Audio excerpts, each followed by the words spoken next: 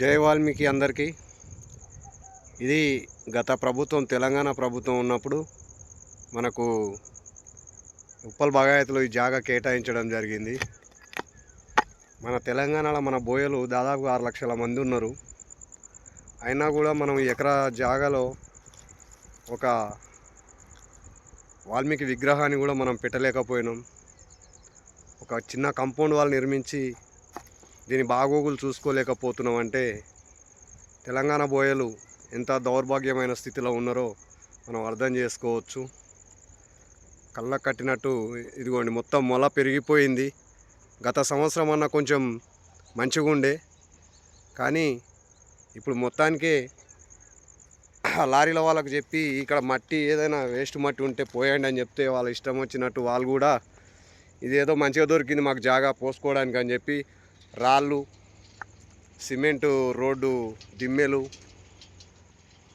BT డాంబర్ road దిమ్మెలు అన్నీ మొత్తం దీంట్లో వాడేసుకొని దీంట్లో పోసేసుకున్నారు.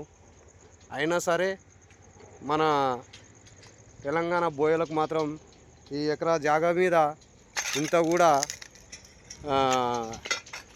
ఇది మనదే అని చెప్పి ఇంత అవగాహన కూడా లేకుండా పోయింది. ఇది నా యొక్క ఆవేదన. ఈరోజు నేను ఇటు వచ్చి చూస్తే ఇది అక్కడ కనిపిస్తుంది మన దిమ్మె, అక్కడ కనిపిస్తుంది దిమ్మె. పక్కన ఉన్నది ఆ బిల్డింగు పక్కన ఇట్లనే ఇస్తే వాళ్ళు మంచిగా రాజస్థాన్ వాళ్ళు కట్టుకున్నారు మంచిగా మార్వాడీలు.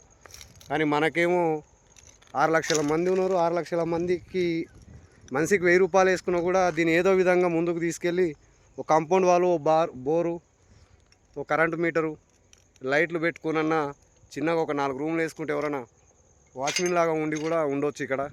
కానీ అంతా కూడా మన వాళ్ళకి సోగి లేకుండా అయిపోయింది. ఇది నా ఆవేదన ఒకటి వ్యక్తం చేసుకుంటున్నా.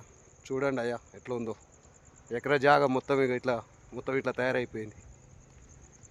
నరసింహనాయుడు వాల్మీకి.